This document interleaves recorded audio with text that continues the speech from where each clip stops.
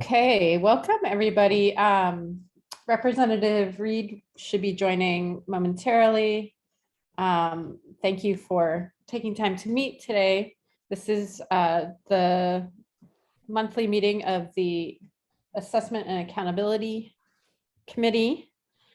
I think we are here. Let me put the agenda in the chat, but we are going to hear from Kevin first because he cannot stay for the whole meeting. And he wanted to share a little bit, or we've asked him to share a little bit about the draft memo on well-rounded education. So I think he's, hi, Carlene, Representative Reed, welcome.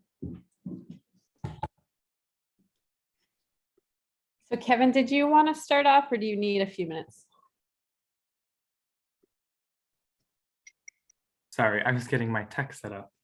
That's fine. I know you have about 45 minutes with us, is that right? Yeah. Okay.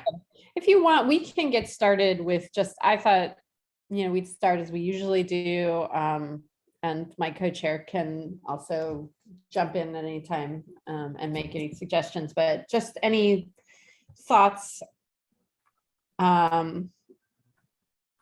can be about next steps, or it can just be thoughts generally about our vote on Wednesday. And we do have time set aside to talk about next steps more formally. So, but if you just had like, feelings, thoughts. I mean, I pretty much said what I thought then. I think it's really unfortunate that we couldn't get the commitments that we needed for some very basic things in terms of the numbers being reported in a fair, accurate way. It's unfortunate because otherwise we could have had a unanimous vote and we'd be in a much better place. And I hope they do it. And I hope they add the climate, and I hope they add all the other stuff. As we know in the past, commitments, haven't been worth that much. I think the new superintendent is good for her word, but it's not only her. So that's why it would have been nice to have commitments. That's all I'll say. Thank you, Rep. Wattenberg. President Sutter. Thanks very much. I guess I just wanted to ask a question to Representative Wattenberg's point, and it's both a question to Representative Wattenberg, but also to the committee as a whole. The notion that if we'd had a unanimous vote, we'd be in a much better place. Can you say more about that? I think that if we had a unanimous vote and were able to present that earlier, I think there's a better chance that OSSI would have agreed to, would have committed not to publish that number in a misleading way, and that would be in a better place. So you see it as that was the order of operations, that a unanimous front, that OSSI not commit to publishing a number would have been the way we got that accomplished. I think that's likely. I mean, we don't know. I would like to see us do that. Okay, thank you. Anyone else have thoughts on that, on what a unanimous vote would have done differently than our passing the resolution? Go ahead, co-chair. It's still in the same vein. Would like to just know a little bit more. I listened to everybody, to you guys, but we only had 2 minutes, and 2 minutes does not give everybody enough time to truly kind of tell why the 3 of you guys voted present. If you guys could give me a little bit more on your individual reason, a little bit more expansion on what you said on Wednesday night, that would be helpful to me to, as we go forward in my engagement with them. I know there are some members who, I don't know everybody's status, but who may not be with us going forward as we go into some other parts of this and hold them accountable because they're not running for re-election. But I want to make sure that I continue in the true nature that this committee is voting and stuff like that, or why they have hesitancy. So I would love to hear a little bit more. Go ahead, Rep Reed. Sure. So I'm happy to entertain the question related to why I voted that way. I think the unanimous situation is kind of null and void, but the reason why I voted, we got the, so I did direct outreach to Ward 8 principals who are going to live and breathe the formula. I think in hindsight, in hindsight, when I say we, I'm like really myself as well. I remember like last week, I was just ruminating on, we're thinking about stars. It was really about the formula. And so I had like sent principals, people like, the formula. It was like, what does this look like to you? What does this mean? And got quotes from there. When we finally got the mock-up on Monday, like that's the engagement. And I stick to, OSSI has at least 200 employees, actually more if you include their transportation workers, but 200 employees who are dedicated to education policy.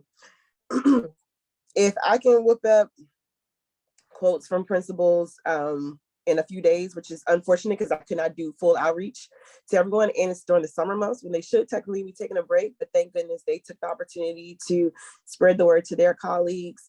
That's the level of engagement that OSSI should be doing, and not just engaging, but incorporating into the formula. So for me, it's important for schools to know that what we are committing to is not just a surface level, it looks better on paper, but is it a surface? I mean, is it substantial and will actually give schools opportunity? I know in the mock-up, OSSI was touting that, there's a 10-point difference for students designated at risk. But when I asked what indicators would drive that change, I received no response. So I don't know if pieces of the formula might even stick because, is it going to be a new assessment?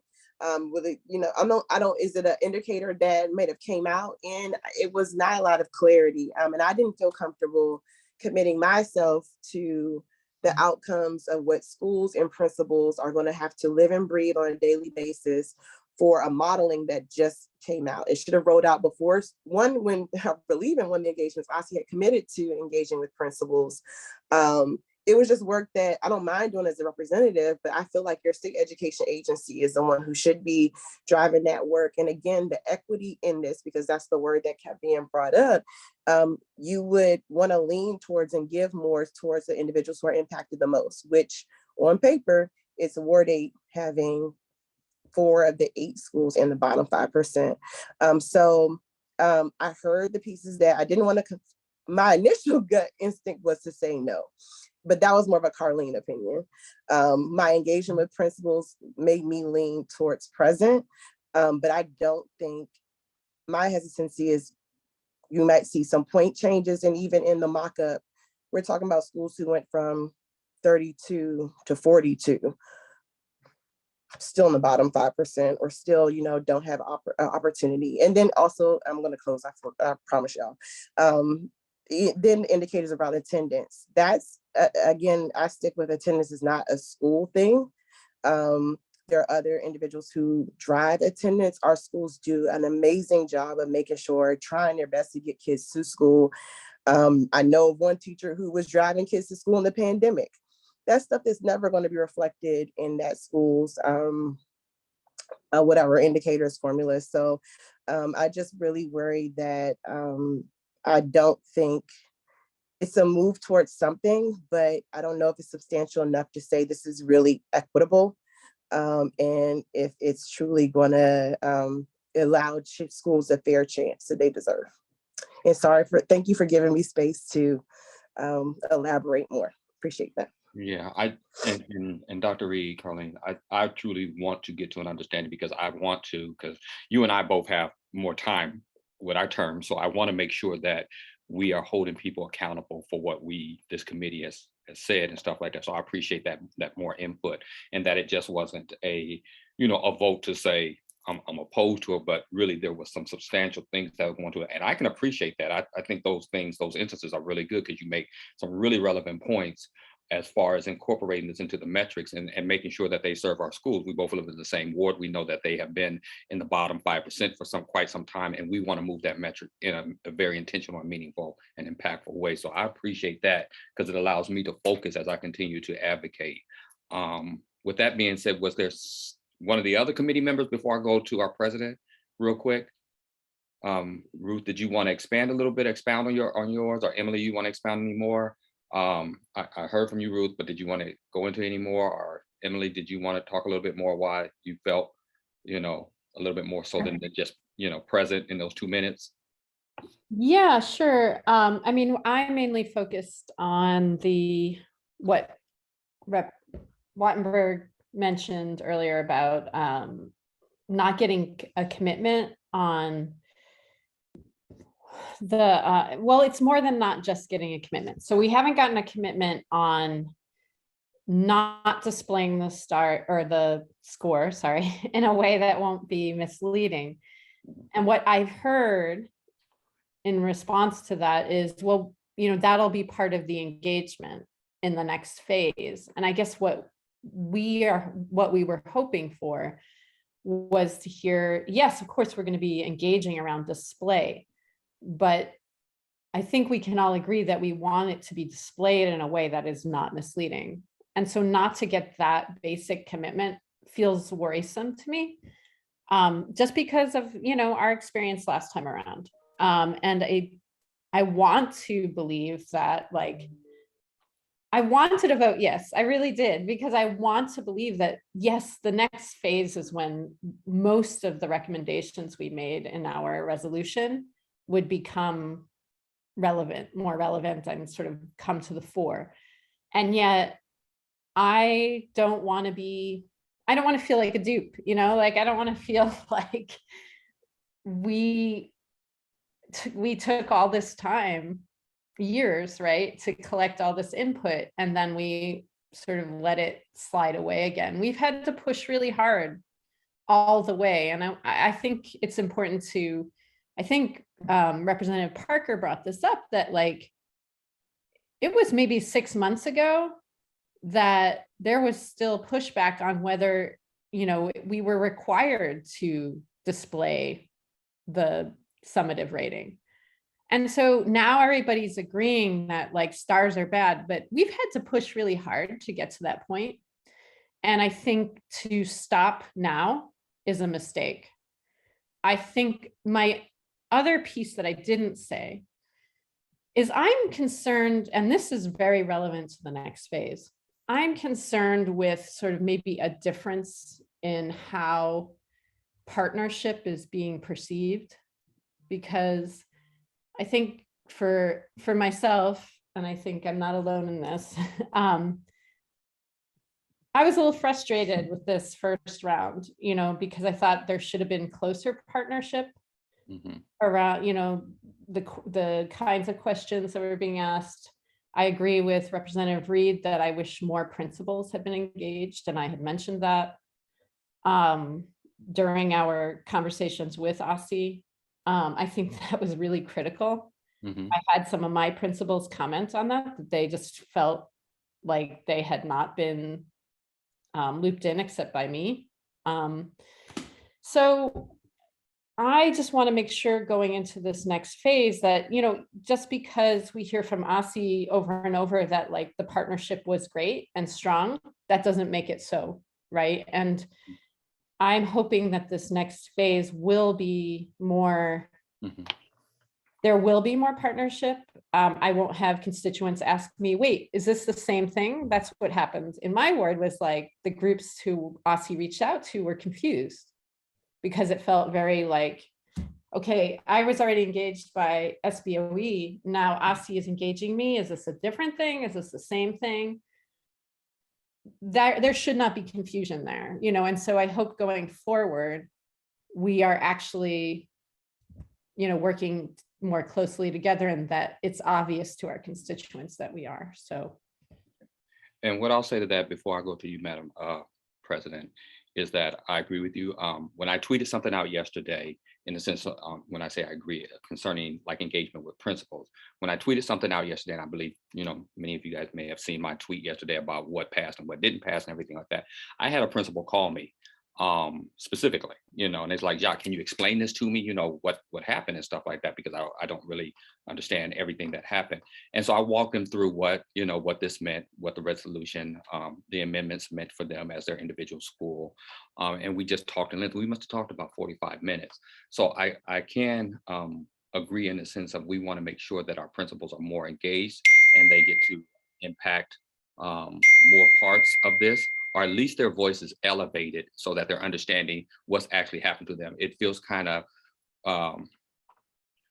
when we say engagement, if we have those, as was said by Dr. Reed, those who are impacted in their schools, and I told the story during the meeting where principals came to me and said, they were feeling after the fact when I was at Cardozo on the first iteration. If we have that again, that's not something that we want to do. So I want to make sure as we get ready to do the design that we do engage them very much, because we do know how that really impacts their schools and how people looks at their particular schools.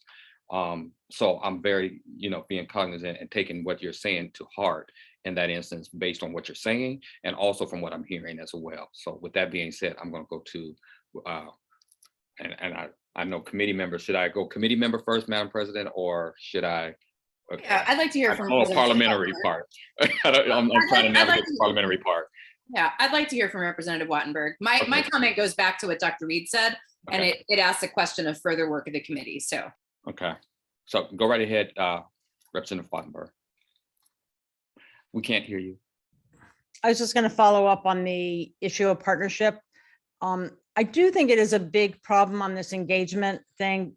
It's just wrong to expect our constituents and stakeholders who are very busy to have two separate parallel engagements. And I guess somebody said that OSSI under the rules had to do their own engagement.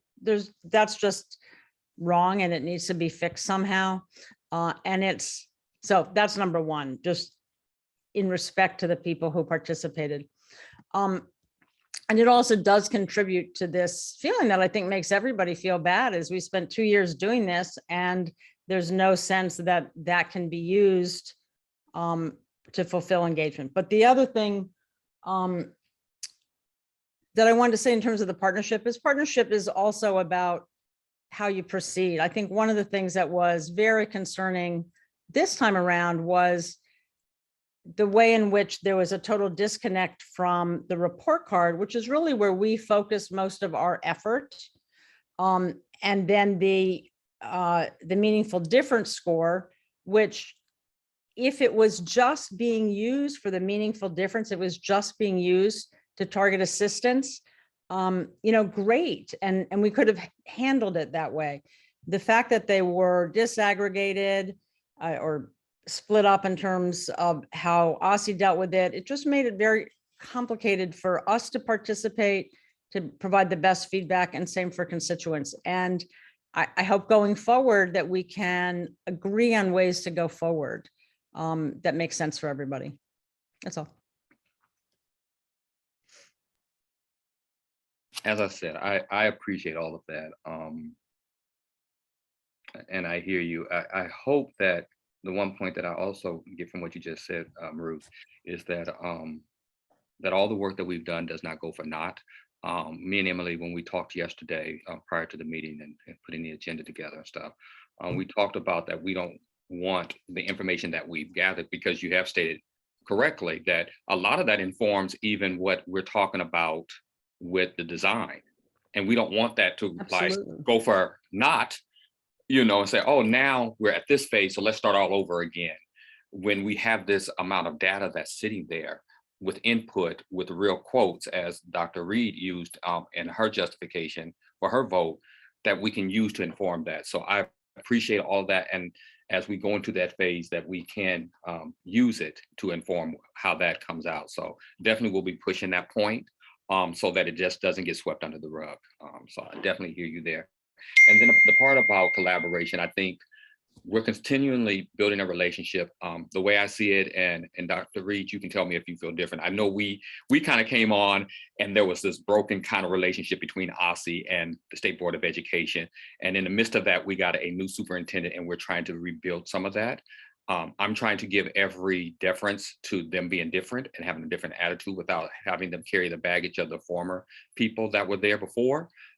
Even though they have some of the same staff. So I understand why you would bring some of the same baggage with you, because some of the same staff is there, even though the leader has changed, so to speak. So some of the working relationships are there. So I definitely understand where there's some doubt, but I'm hoping we can continue, as Representative Parker said, move at the speed of trust and build that trust so that we can move more effectively. So that's kind of like my point in that particular, but I definitely hear you, Representative Wattenberg, and I want to go to Sutter real quick, President Sutter, and then come back around again. Yeah, so my question is on this, and it's a thing that I've tried to find ways to talk about with the committee as well as the full board since the inception of this work, 3 years ago, which is, I don't think we ever had the conversation and agreed to a set of base principles as to what we were trying to accomplish with the changes to the accountability system. So it became a little bit of a Christmas tree where people had various ideas and they hung them on together. What I heard loudly and clearly from Dr. Reed, and which I concur with, is that the formula changes did not necessarily impact who is in the bottom 5% of schools. For me, the underlying question I have is that what we were trying to do? Were we trying to change the bottom 5% of schools? I don't know. We never talked about it. So if that was our goal, we clearly didn't land on that. What I think is important going forward, and what I hope the committee has thoughts on how to do, is if the bottom 5% of schools remains the same under the new formula and has remained the same over some period of time, and even if you go back before ESSA, you look at some of the schools that are currently in the bottom 5% were also recipients of school improvement grants, right? They were SIG schools before that. So we have a pattern of the same schools being in there. What is critical, I think, for all of us is that those schools are getting the kind of support they need, be that financial assistance, be that the ability to change programs, be that the ability to add additional staff, whatever it is, so that they are not continuing to be identified as in need of support, but that they have received support and been able to move into a different phase of their opportunities and ability to focus on the students in their care, focus on the families they serve, and do that work in the way that they think is the best way to do it. So to me, that's a critical piece for the committee now, is shifting into that support question. I don't want to lose sight of how important it is that we look at the report card and we look at how information is displayed to the public. I think that is super important. But I will feel like we missed an opportunity if we don't also focus on what it means to support those schools and what needs to be different in the state level policy implementation of ESSA in order to change that shift in support. That was something I heard loud and clear from the superintendent and team, is that they didn't want to codify some of those things in the accountability plan because they put in what is required, but they want to build state level policy that can do what we as a state can change as we want to. So I don't want us to lose that opportunity to focus on the support as equal to the focus on the display on the report card, because to me, that's the stuff that's going to shift. So that's what I wanted to say, because I appreciate Dr. Reed's point. And I think that for me, it goes back to, if our goal was to change who's in the bottom 5% of schools, we may have had to do things differently, but I'm not sure we all understood a common goal in this work. I think we had multiple goals and we went through them multiple times, and that was one of them, but it was not the main one. I never heard that as a goal, and that's why I raised it. I never heard that we were trying to shift who the bottom 5% of schools were, because that would have taken a very different tack. It wasn't the main thing. We were mainly trying to focus on the STAR scores. That was the main thing. And so that I can keep us moving, I will agree that we did not really set the parameters around what was the goal. We knew from conversations in the sense of that we wanted to make sure that was more equitable and we wanted to remove the stars. I think those were very stated, whether consciously or subconsciously, for everybody, that was an agreement. But we didn't say, let's put on a piece of paper, these are the goals that we hope to meet as a committee. moving forward that we want to focus on these 5. We said it in general terms, but to actually put it down on a piece of paper and say, we want to focus on the bottom 5 that have consistently been there, or something to that extent, we didn't do that part. That's something I think we have to own. As a person who's been on the committee for, the last 2 years with both of my co-chairs, we kind of talked about what we wanted to achieve, but not state and put parameters around it. So I'm gonna leave it there, and I'm going to try to go to Kevin real quick to allow him, because he has to leave, and give him some time to be with us. Awesome. Thanks so much. I really enjoyed listening to this discussion you all are having. I wasn't able to make the public meeting on Wednesday, so this is providing me with some good context. I sent you all an email yesterday with the link to the well-rounded education memo. I can also drop it in the chat because I'm not sure if President Sutter was included on that email, but I'd like you to have access as well. But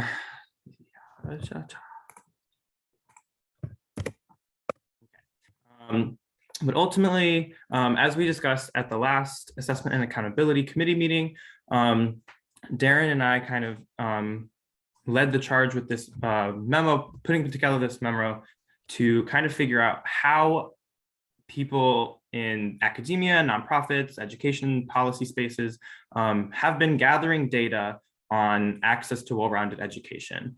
And also kind of what are they finding to kind of guide what could be a future research endeavor that the state board embarks on in the next year into whether DC students have access to well-rounded education within their schools.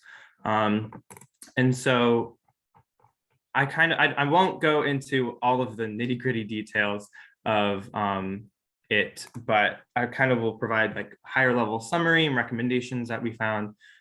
So we ultimately looked at 6 research studies that all employed different types of methodologies to explore well-rounded education. And they really ranged. So I split them up into qualitative and quantitative methods. So if there are folks on this meeting who aren't well versed in research design, qualitative methods are kind of much more descriptive and kind of find people's opinions and perspectives and kind of behaviors, whereas quantitative data is like statistics, numbers. And so some of the studies employed this quantitative work used high school longitudinal survey data from the National Center for Education Statistics. Some of them used survey data, which I know the state board has used surveys a lot, which I think is a really great method to gather data. And others use qualitative work. So one of the studies we looked at was actually about inclusivity of physical education for students with disabilities. And they used a meta-analysis, which is when they actually did a literature review themselves and extracted qualitative data from other studies and were able to analyze that to find out some of the things that played into inclusivity in physical education. And then some of the other qualitative work was doing kind of semi-structured in-depth interviews with students, with staff, with principals. And so lots of different research designs. Also, something important to note is each of these research methodologies do require a different amount of resources. So something like an interview study is going to be much more labor intensive and probably much more time intensive. So some of those things should be considered in terms of if the state board were to do some type of research like this in the future. I was actually really excited to go through some of the study findings while working on this, because it illuminated a lot of things that I didn't think I was expecting to. So I guess I'll turn to the recommendations section of the memo, which ultimately looked at, obviously, and this probably won't come as a surprise to many, I think it's important to examine specific isolated effects of race and socioeconomic status across wards in terms of access to well-rounded education, because some of the studies were finding that, for example, that larger schools had greater access to a well-rounded education than smaller schools. And that could be because of the way that funding is tied to enrollment numbers, but there could be other factors as well. And another one of the studies actually found that demographics of schools, there was a statistical link between school demographics and access to a well-rounded education. Something that was actually particularly interesting was one of the researchers included in the memo found that, what was I going to say? They found that the access to a well-rounded education, specifically arts education, was not different among racial groups or tied to demographics of schools. However, uptake was a bit different. So while the courses were available to students, they found that certain race, like white students were taking up arts classes at greater rates than Black students were, for example. And he didn't find any evidence to support theories as to why this was happening. However, this one author put forth that it could be because of the statistical links between race, socioeconomic status, and test scores, like standardized test scores. And so it's possible that at the school level, certain students are kind of being guided into kind of test prep or remedial courses instead of like the arts courses and some of these things that we identify as providing a well-rounded education. And going into that, another one of my recommendations was instead of, when we're talking about well-rounded education, I think it's easy to kind of lump things together. So the arts, STEM courses, things like that. But it's also, I think something is that's important to look into is within the arts, there are art classes, but there's also music classes. And then there's like, if a school were to provide dance courses or something like that. So while a school may be providing like art classes, they might not be providing as much music classes. And obviously students who have particular talents that are interests that should be kind of addressed at the school level may not be getting that. So kind of looking at those things are also kind of important. And then something else that I actually found really fascinating was one of the studies actually interviewed students in the 12th grade to kind of find out what was their experience like. And so in a future research endeavor by the State Board, I think it would be really, really interesting to gather information from older students about their experiences in the classes themselves, in their art classes, in their music classes, in their engineering courses, but also about their experience with their guidance counselors or choosing their class schedules, because scheduling conflicts and guidance counselors in some of the studies presented in the memo are actually really, really important in the process in access to a well-rounded education. I will highlight, I saw in the chat that President Sutter made some comments about some of the research questions, which I think really important to highlight some of them. I think that some key elements to explore is find out what school factors contribute most to access or lack of access to a well-rounded education for students. So as I've kind of mentioned, that includes things like what is happening with guidance counselors and students when they're choosing their courses, how are teachers creating inclusive environments for students. Something that that one study on inclusivity and physical education found was that the teachers were actually really, really critical in ensuring an inclusive environment in physical education. And so how do those things factor in as well? Obviously, like I mentioned, student demographics should be considered. How does access differ for students with disabilities versus other students? How does race and socioeconomic status factor into access? And as well as, and all of this kind of ties in together with a lot of the conversations that have been happening around the accountability framework, which is another thing, school and classroom climate is also worth exploring. What persistent school and community values are impacting access to well-rounded education? One of the studies looked at a choral program at a rural school and found that school and community values actually really had an impact on what students were choosing these courses, choosing to participate in the choral program. And I'll just read these last couple of questions. Are teachers and administrators inadvertently affecting access to well-rounded education? Do teachers feel certain pressures regarding content and subject area due to state accountability systems, state standards, et cetera, that impact student access? That one was really kind of motivated by one study that I found was actually, it was a dissertation of a woman who was getting her PhD, and and it was a quote that I actually sent to Darren that I did want to highlight. I don't have the quote with readily accessible, but it ultimately was showing that teachers were in K through 5 were dedicating more time to reading and math because those were tested and then held accountable through state accountability frameworks. And so they were kind of dedicating more time to those subjects and taking away time from other subjects like art or science or things that we consider a well-rounded education, because those things are not tested and those things are not included in accountability frameworks. And so these accountability frameworks that we've been discussing for years now play into these exact things about well-rounded education and what choices teachers are making in the classroom and what they're teaching their students. So that was kind of the high-level summary of the memo. I would be happy to answer any questions anyone has. I'm not sure if I should kind of call on people or if you want to moderate. Emily, you can run this part and do the call. Okay, so that just Kevin, you go ahead and call on folks.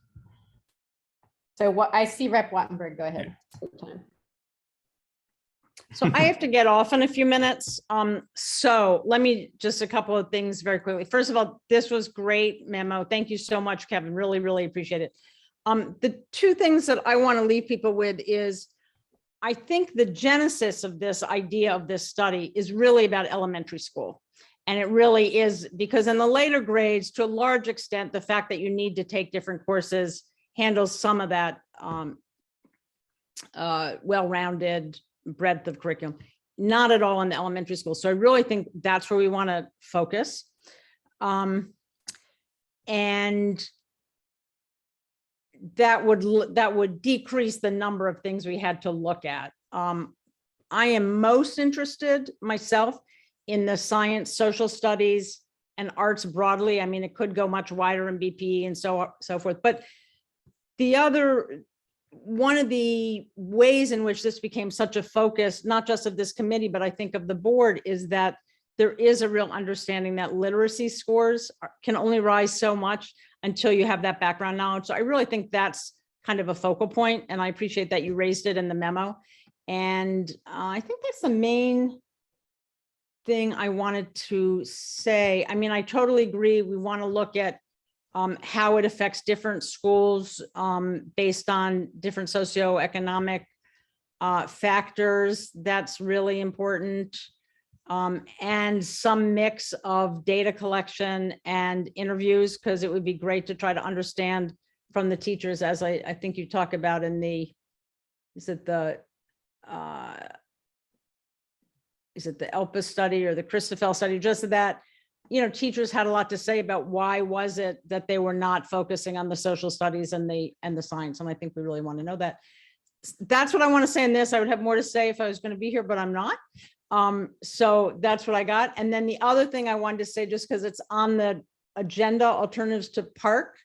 And the one thing I would really encourage us to look at, I think would be really fascinating, and I think there might be a lot of agreement around it, is to, when we look at different assessments, I would really like to look at, I think it's Louisiana, and there might be others, where they really have tried to identify the content that students should be learning across all the different disciplines, so that when you have the test, the assessment, students are more on the same plane. They've been provided with the knowledge. So then you can find out, you know, are we teaching well? Are we teaching better, worse in different places and so on? But it's not just the skills. It really understands that the scores are going to be based on that content. So if we want to see them go up, we need to teach that content. So I recommend that. And I'm going to stay for 3 more minutes. Can I just say, Ruth, before you leave, our next topic is going to be figuring out or starting to figure out the fall engagement. And so if you have thoughts about that, can you send those along to us? Not necessarily right now, I know you have to go, but and we'll fill you in, but just wanted you to know that. Can I just say, is it just about ESSA, or it could be about both ESSA and the assessment? But that's part of the question. What assessment? Sorry. No, alternative assessments. Right, because we're looking at two, Emily, 2 things, subject matters that she's going to miss in a few seconds, is talking about the possibility of moving away from park and stuff like that. So it is the engagement for both of those. Yeah, well, good point, because maybe we're going to be engaging around both. So maybe that's part of it. I hadn't thought about that, but I guess if you're thinking we should, that's something we should discuss. Yeah. So yeah. I mean, I'm not necessarily saying, maybe what we need to do is approach the assessment piece more from exposing ourselves to some of the options, having some panels on it, getting some input, as opposed to making that the public engagement. On the other hand, we've done a lot of the public engagement. We've done a round of public engagement in terms of the report card. So no harm in doing it again, but we did it. So that's all I have to say. Okay, thank you. Thanks again to Kevin. Yes. Really, really interesting and useful thinking. Kevin, do you have to jump off now too? I can stay for a bit. 45 minutes wasn't necessarily a hard cutoff, but I didn't want to hold up the family too much. Well, yes, thank you again for taking time out of your family time and vacation for sure. So my thoughts in reading the memo, what stood out to me is something that's kind of been gnawing at me from when we started this back before COVID.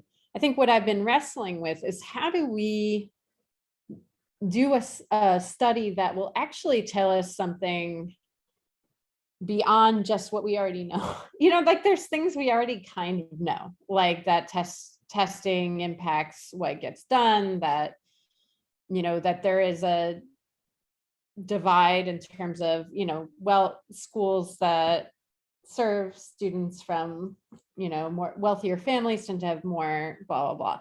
How do we get a little deeper? And the other thing that I've come to understand also just in my time on the board is what we were our design before was just kind of collecting schedules from schools to see if they offer what their offerings are.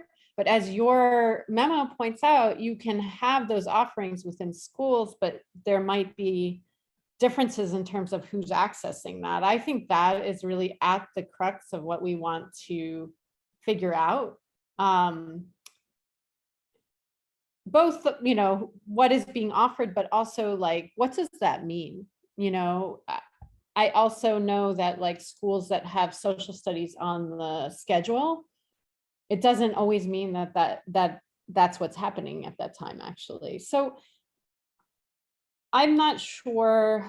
I think our job is going to be to figure out what we do want to find out ultimately, like what's the question, obviously. But then once we do, what is the best way to really dig in to that? And I think what I am leaning towards after reading your memo is maybe more, I know you recommended more quantitative, but I'm thinking qualitative, because if we want to understand what's actually happening in schools for students, then that may require actually interviewing, teachers and students also to understand why, right? Why is this happening? And is it more than we thought? Like, is it more than just because, students who are on the bubble need to take more literacy or whatever, So those are my thoughts. But again, I really appreciate your work on this. One of my comments in the memo actually is about research we started doing with TNTP around standards in schools and whether teachers were teaching at grade level. And I think it was focused actually on literacy. But I'm wondering, I think we should go back, and this is just to the committee, I think we should go back and look at that research design and see if that would make sense for this topic as well, because it was kind of like case studies in schools across DC and different wards. And TNTP folks convinced us that it was going to be representative, even though it was only like maybe 8 schools. I can't remember. It was not a great number of schools because we didn't have the funding to do that. But I think they're a reputable research org. And so I think it would be worth looking at. So.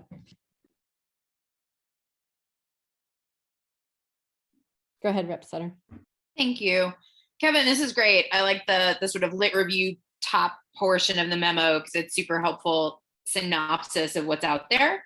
I remain really intrigued by that question around the values within a school and the inadvertent ways, because I think that to me is a powerful piece about what both Representative Wattenberg was noting, like high school graduation requirements have some things that lend themselves to students in DC getting exposed to more content.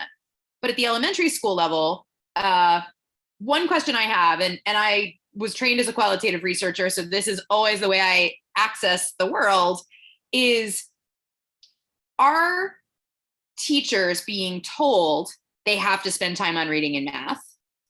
Is it the district requiring it? Is it principals who feel pressure for it?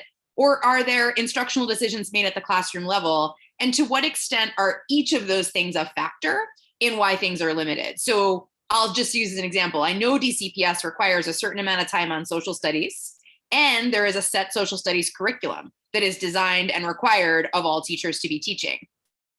When it's not taught, where is that falling? Is that because a principal is making a decision, a teacher's making a decision, some of the following? And I say that not because I want us to ascribe blame, but I want us to then think about what are the solution sets that fix those problems if the decisions are, to your point about the way you frame the question, inadvertent.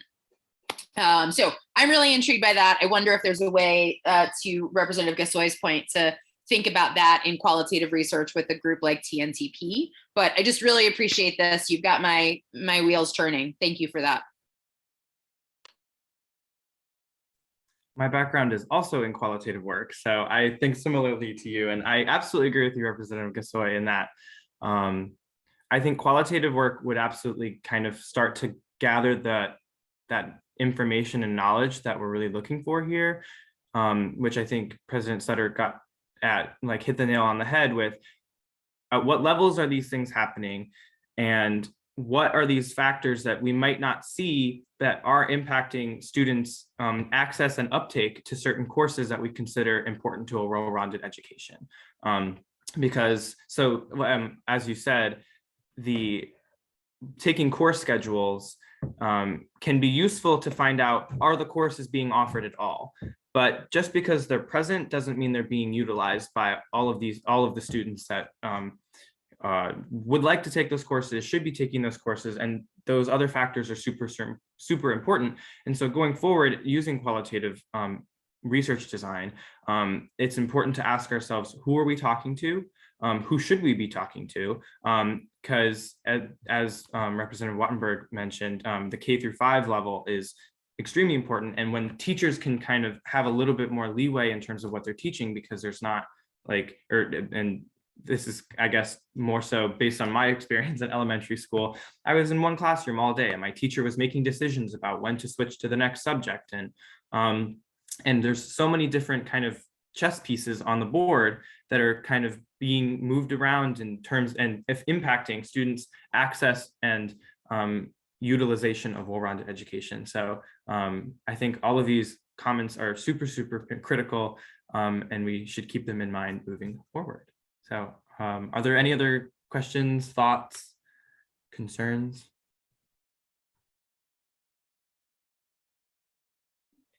I think you can go back to your family now.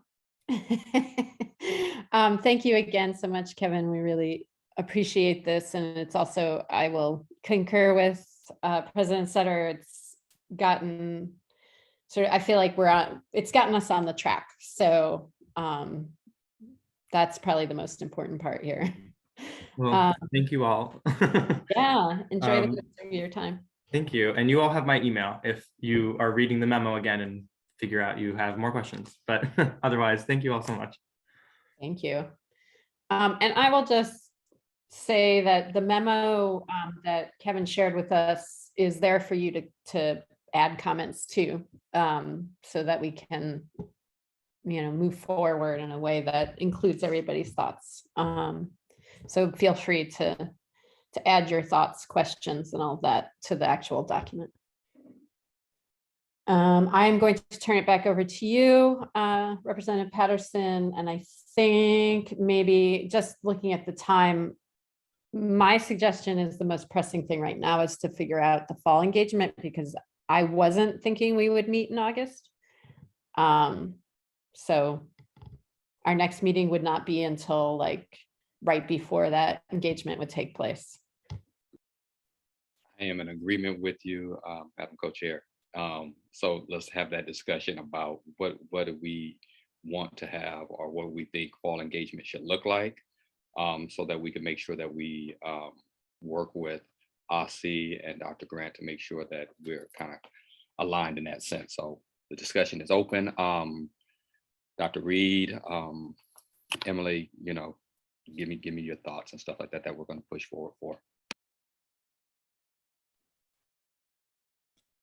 Rep. Reed, you had your hand up before we went to Kevin. Did you want to?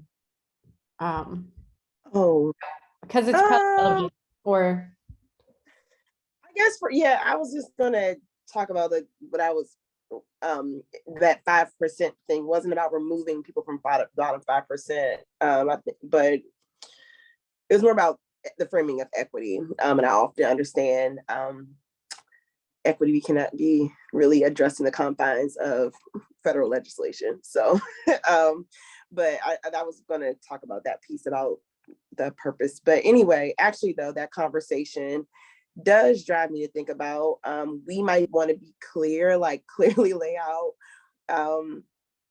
what we want to get out of, I guess, our next level of engagement with OSSI related to the next steps, which I'm guessing are how will this information be displayed? Is that the next step?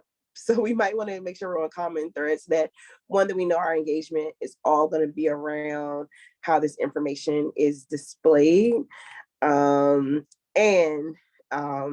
whatever engagement that we do, that OSSI can, I mean, they should be using the data regardless. I won't use that as an excuse, but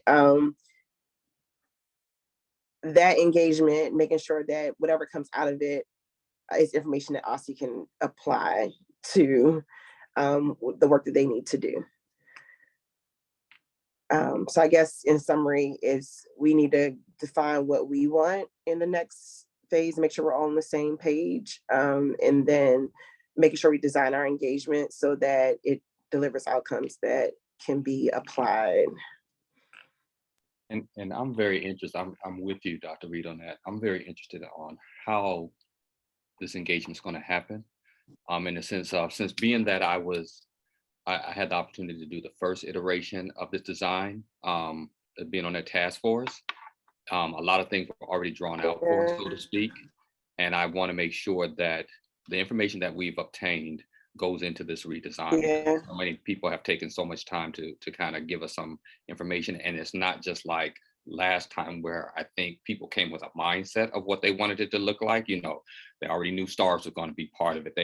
They came and we were kind of like basically their checkoff mark is how that happened. It's like, now y'all go out into the community and make sure there's engagement in the community so we can say we did the community. So I went back into Board 8 and went to certain areas and talked to them about what they had given us, but it really was not a true conversation. It was more or less, I was like an ambassador, so to speak. I was picked as a person who knew the community, and they're like, okay, let's have Jock go out there and roll this out, as opposed to having a true conversation that's back and forth and saying, well, I don't like this part, maybe we could change this. So I'm very interested in seeing how that is going to be designed so that we truly get the nature of the community. And I think you hit on something pertinent, like we have a lot of design information that we collected in the survey that we did. So making sure that that is amplified. I guess for fall engagement, we really need to make sure we catch folks that we haven't caught. But I just think one of the things that sticks with me is, and I don't think I'm quoting Representative Wattenberg, but just some of the elements of it just wasn't clear about like what we were engaging in, what that actually put into the ESSA plan. So it's like, hey, Aussie, what do we have what's in our purview? What are you actually looking for? Because I think when I was on engagement from this last round, I got pieces of formula, but I would say the bulk of feedback was really what's now in the upcoming engagement of how it will be displayed. So I want to be clear before we, launch out into getting all these people involved and, doing the wonderful collection that we do, because we get our numbers of people, 600 to be exact. But, making sure Aussie sees that we pull in numbers, we pull in diverse perspectives, but we want to make sure that what those groups of folks are saying is actually relevant to the work and can be applied. And does that fall into, Dr. Reed, some of the things that you're doing around community engagement? Do you see it as being part of that as well? Of your committee? I mean, I can, if I have the right materials, like, I mean, I did, when I went to like Anacostia Coordinating Council, Congress Heights Civic Association, like, they were giving me information about what is fair, what's not fair. But when we finally got that markup of what the 121-page document is, it's like, oh, okay, this is what's actually like what's in the state plan that we're voting for.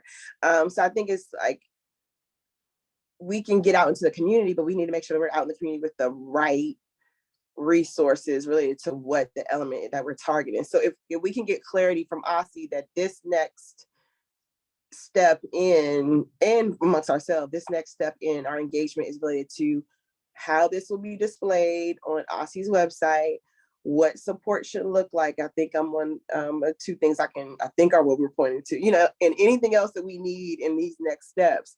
That way we can design, our community engagement so that, because I can cater any presentation if I have the right information to whatever audience I'm taking it to. If I'm going to the Ward A Education Council, they can go into a full in the weeds presentation. If I'm going to Concord Heights Civic Association, it's gonna look a little different, but they'll pick up on, oh, okay, you're talking about, they know what a report card is. Okay, this is what it's gonna look like for a school. Okay, boom, we want this and this and this. So, but we just need to make sure we're on the right track about like where are the objectives from, what does Aussie need information on, what are the objectives, so that we're not, because I can see people being like, didn't you just ask how this should be displayed? So. That's true. That is true. Because they're like, we were just talking about this. So what part do you want now? And they get real bored or not come at all. So I know our community.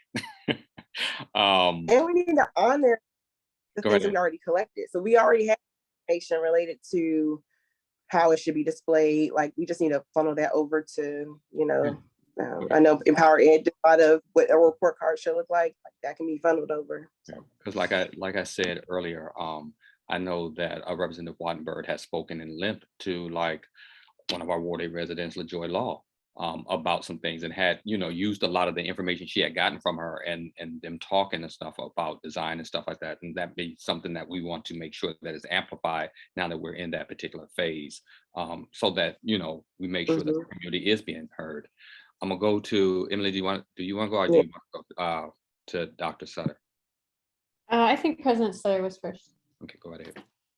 Thanks. I think mine is just a process question. So I think everyone say that they felt, everyone who voted present, note that they felt like there was a deficit in the concept of partnership with Aussie about the way engagement was handled, and then the way the information was heard and understood, right? So Aussie had to do its own engagement on top of our engagement rather than simply taking our engagement and using it. And whether or not that's required or not, it sounded to folks like there's opportunity to improve that partnership.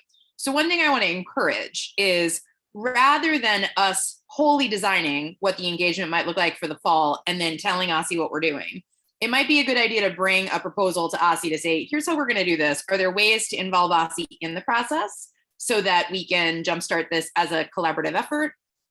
And or inviting OSSI to actively attend to say, we know OSSI may have to do their own engagement on this, but we want to make sure that we are not duplicating efforts and that we are truly in partnership from the start.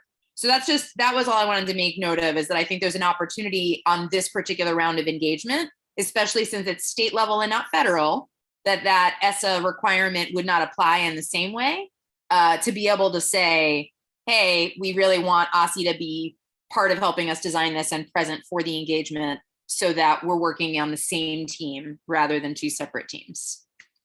I'm also going to bid you all farewell so I can go walk the dog before leadership at 1 o'clock. I was going to actually I suggest exactly that. I mean, that's exactly. So I was just going to say, I think this is the opportunity, right? To say, especially because it's so relevant to our resolution, all of the, points that need to be discussed. And also, just in terms of how we frame this for our stakeholders, we want to be able to make it really clear how we're working with OSSI, right? Like, I think in the past we've said like we do this and then they do that, and it's just not clear like what the relationship is.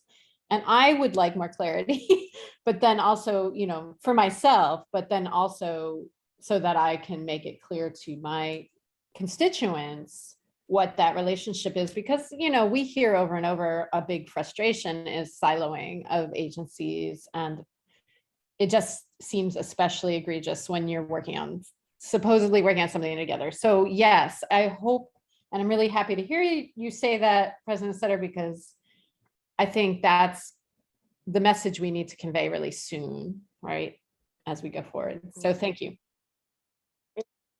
And for me, I guess partnership is like we need clarity on like, is it okay? OSSI already has some idea, because I feel like sometimes what happens is it's like, here is the frame, and they're willing to change things that they might have overlooked. I'll take it, for instance, in attendance policy. It was like, here's what we got, and it was like, oh, I think Representative Thompson pointed out, like, and Representative Bernstein pointed out, like, oh, students with special needs, and they're like, oh, we overlooked that. We're willing to add that.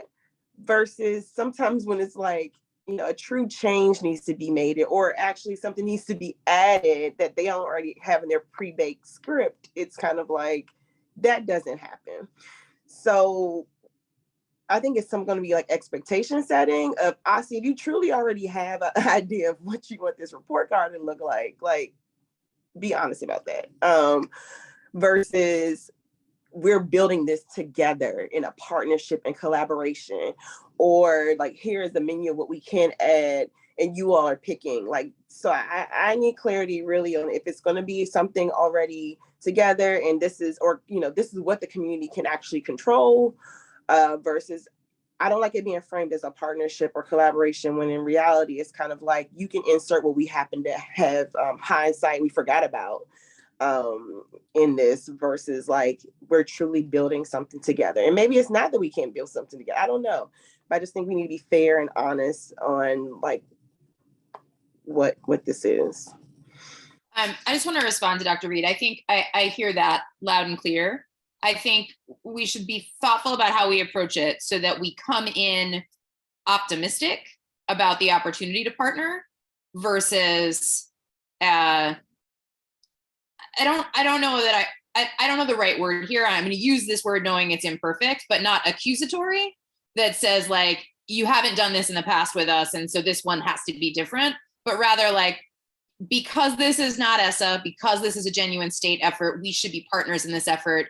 Here's how we're thinking about it. We'd like your contributions. But I think you're 100% right. I think if we start it now, the opportunity for that gets better. And I hope we can do that. So I will leave to the committee to let me know what you need from leadership in our conversations with Dr. Grant. We do have a conversation with Dr. Grant on August 8th, and I'm happy to add this to our agenda, our fall engagement. We also will have a meeting with her after our working session, but before our public meeting in September. So if we need to get another meeting on the calendar, you can let us know. But if it's possible to, bring us any questions or ideas you want us to include in the agenda August 8th, happy to make sure that that gets added to that agenda. Okay, Gus is waiting for me. Bye, friends.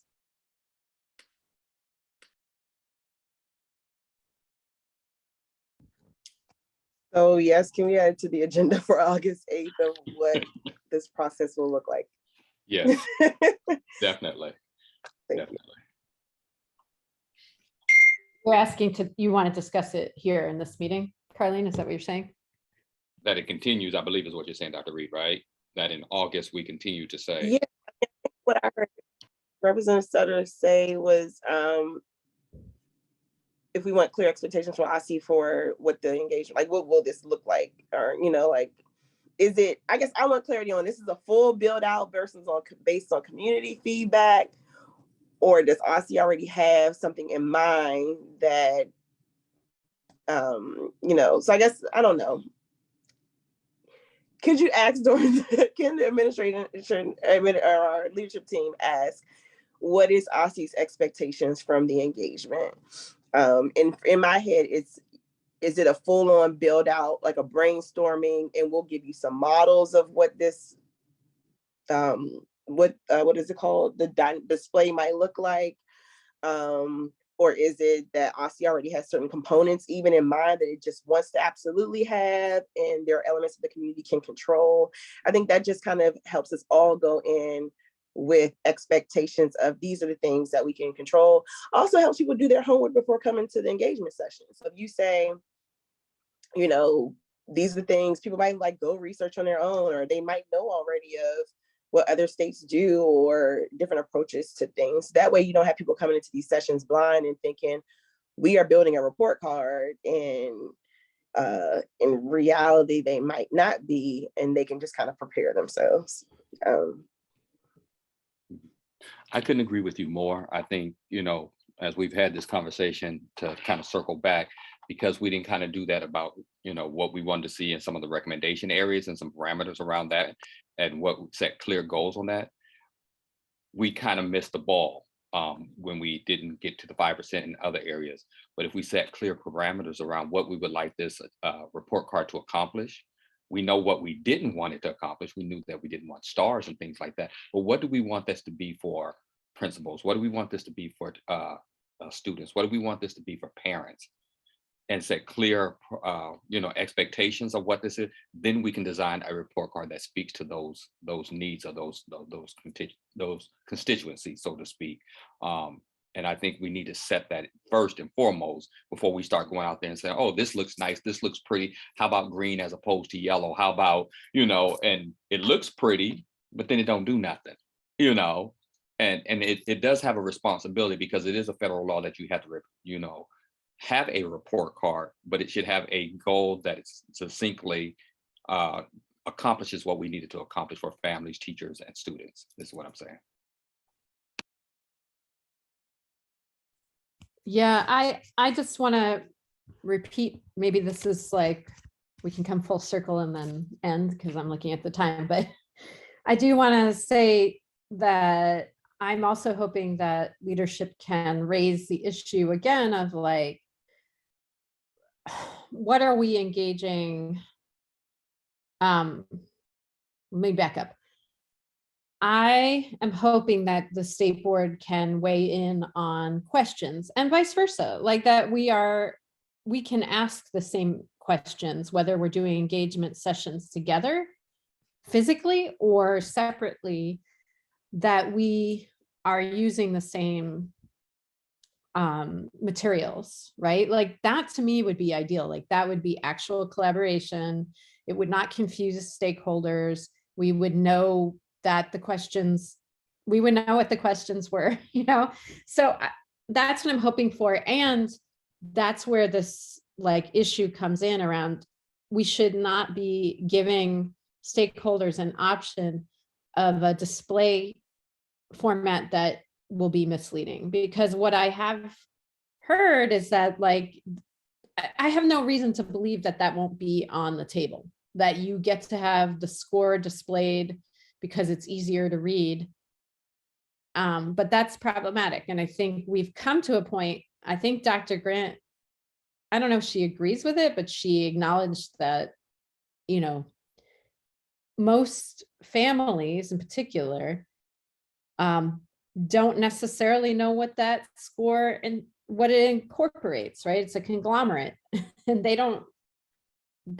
trust that like it's meaningful, right?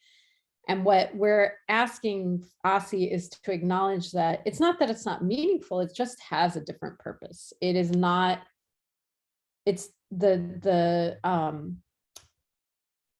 metrics are too narrow to designate school quality and may or may not be what parents even care about. You know, I think they care about some of those things and not all of those things. So that's where I guess I want to come to understanding with OSSI or like to agreement, sorry, with OSSI about making that clear to stakeholders so that when they weigh in, they're educated, you know, at least at that level. And when I talked to my principals, they were like, at least two of them were like, will you come and talk to us about this? I want like my families to understand this. And I could imagine in the past, we've been told, well, we don't want to like put our finger on the scale, but to me, this is just about making sure stakeholders have the baseline education that they need or information that they need to weigh in an informed manner. Does that make sense?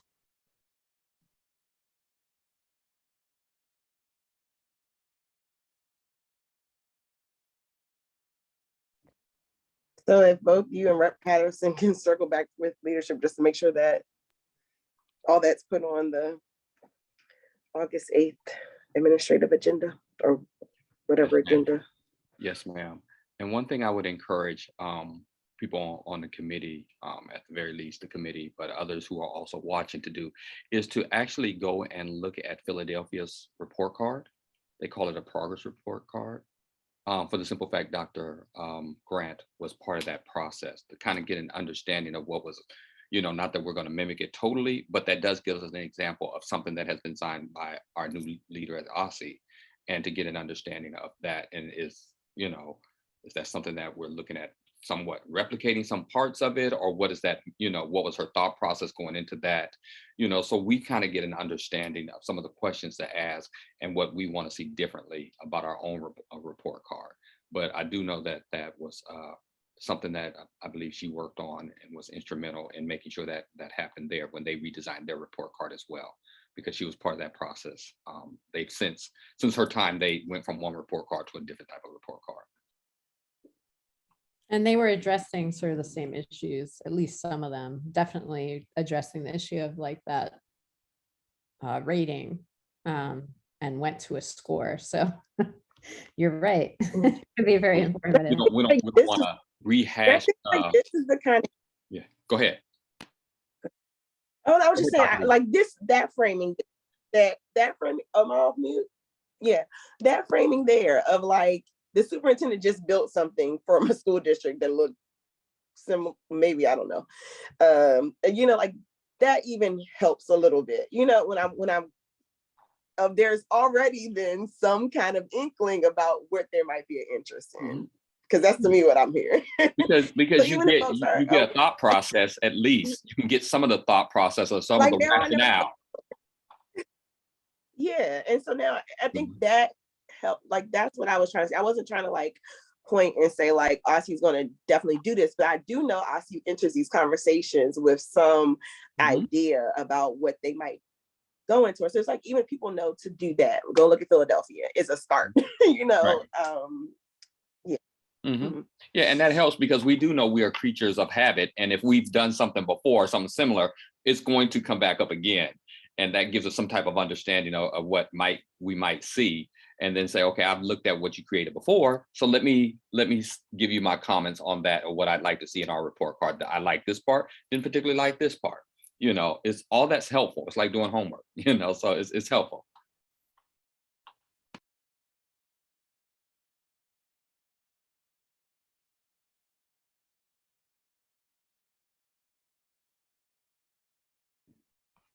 So sounds like, so just logistically, Shaq, I don't know what your schedule is like. I'm going out of town tomorrow and we'll be on the road for 2 days. So I won't be doing much, and I have to kind of prep for that a lot of today. But I could, maybe you and I should just meet offline if you can, or Yeah. talk. Okay, so let's meet. And I'm here in town. My wife's birthday is this upcoming week. Outside of taking care of some things, so I can make sure that it's nice. I am here in the city. I am here, available and everything like that. Okay. My Okay. kids are good at their camps and stuff like that, so I'm here. Ooh, nice. Okay. All right, so we'll talk after meeting. And then is there anything else really pressing on here that can't wait till September? I think we're good. I think those are the major things to make sure we got some reflection on the past votes and stuff like that. What do we want to see coming out of that, the expectations, and to expound on them a little bit more, and then how we're going to do engagement. I think those are really important. And Kevin was outstanding.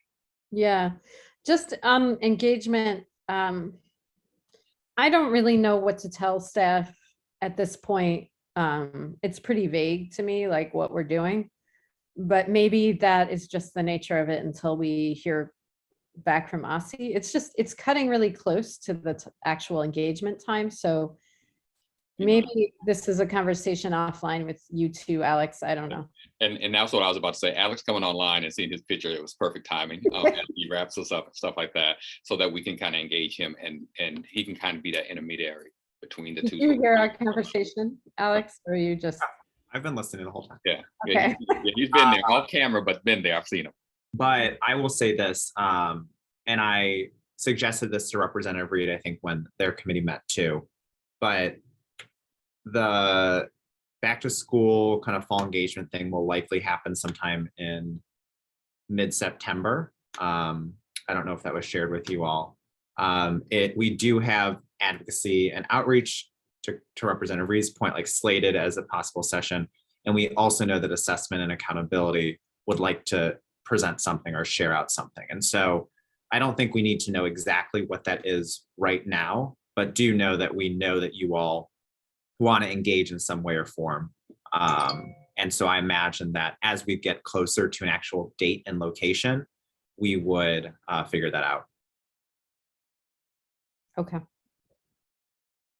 But with that, sorry, just if so the leadership meeting is on the 6th of August. Okay, never mind. So that's fine.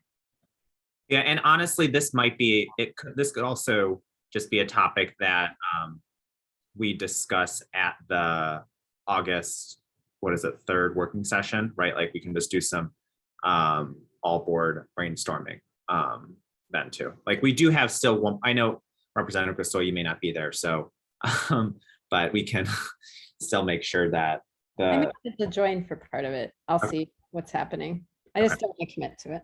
Yeah, that makes sense. That makes sense. But yeah, so that's everything. I will say I was listening in a little bit with respect to some of the comments that you wanted to pass along to leadership. I did not write all of them down. So Representative Patterson or Representative Gastoy, if you would still transmit those, that would be helpful. Okay. Sorry, Alex. All right. I'm needing to get back to work. So I'm hoping that my co-chair, we can say, since we lost 2 of our members and our president, that we can adjourn, ma'am. Yes, let's adjourn. All right. Everybody have a great weekend. Thank you for being with us for this over an hour and a half, basically. Thank you so much. Thank you. Have a good weekend. Bye, Darren.